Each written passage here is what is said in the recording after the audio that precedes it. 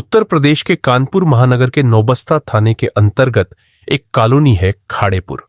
यह कॉलोनी कानपुर विकास प्राधिकरण ने मध्यम वर्गीय आवास योजना के तहत विकसित की थी। इसी कॉलोनी के बी ब्लॉक में जगराम सिंह अपने परिवार के साथ रहता था। हेलो दोस्तों, नमस्कार। आज हम बात करने वाले हैं एक ऐसी सच्ची घटना की जो आपको अंदर से हिलाकर रखेगी देगी। चलिए शुरू करते हैं। मैं आपका अपना अभी सिंह। अगर चैनल पर नए आए हैं तो सब्सक्राइब जरूर कर ले। उसके परिवार में पत्नी मीना सिंह के अलावा 2 बेटियां ममता, पूजा के अलावा एक बेटा राजकुमार था। जगराम सिंह पनकी स्थित एक फैक्ट्री में काम करता था। फैक्ट्री से मिलने वाली तनख्वाह से उसके घर का खर्च आसानी से चल जाता था।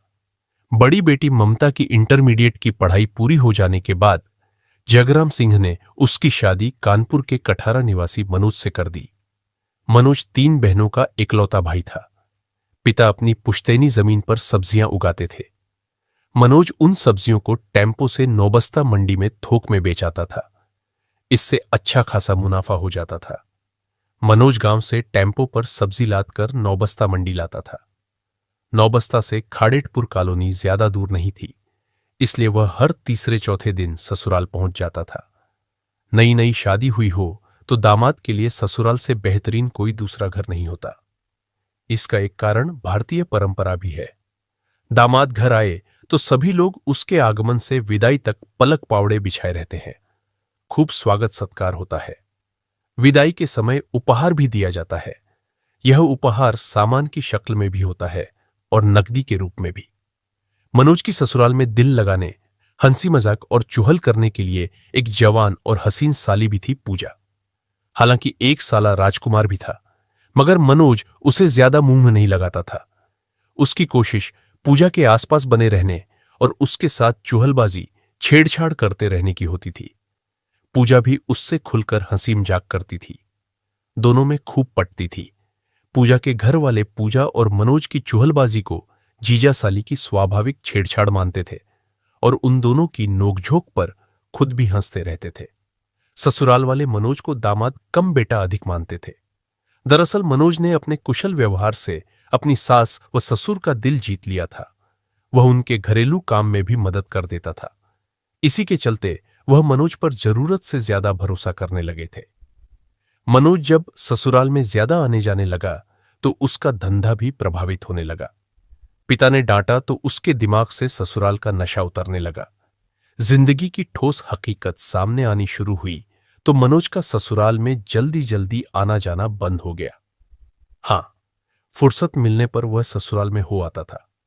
पत्नी चाहे जितनी खूबसूरत हो, उसका नशा हमेशा नहीं रहता। वह जितनी तेजी से चढ़ता है उतनी ही तेजी से उतरने भी लगता है। शादी के 2 साल बाद ही मनोज को ममताबासी और उबाऊ लगने लगे। पत्नी से मन उछटा तो कुंवारी और हसीन साली पूजा में लगने लगा। मन नहीं माना तो मनोज ने फिर से ससुराल के फेरे बढ़ा दिए।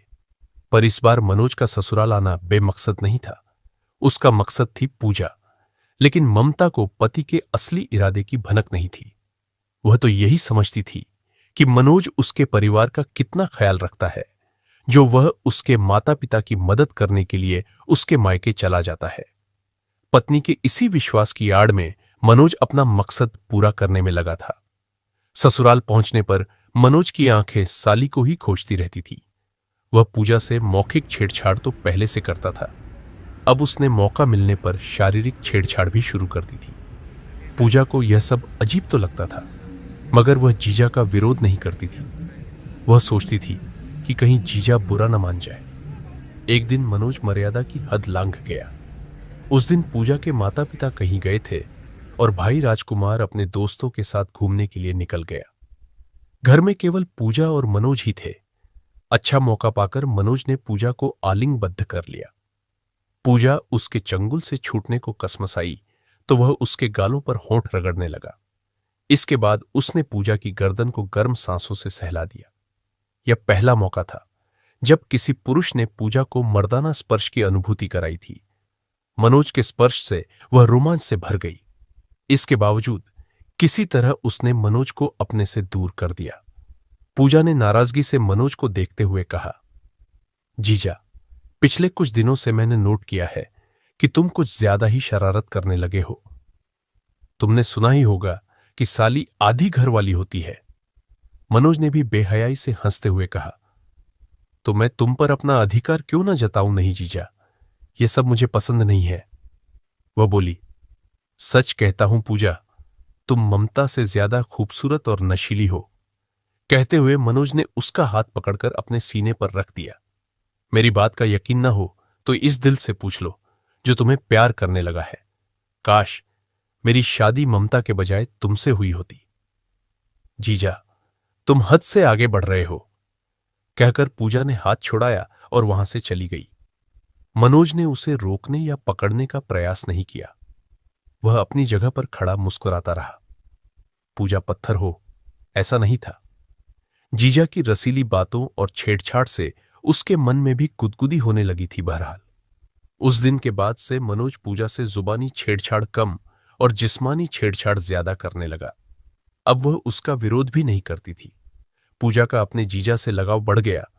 वह स्वयं सोचने लगी कि शादी जब होगी तब होगी, क्यों ना शादी होने तक जीजा से मस्ती कर ली जाए।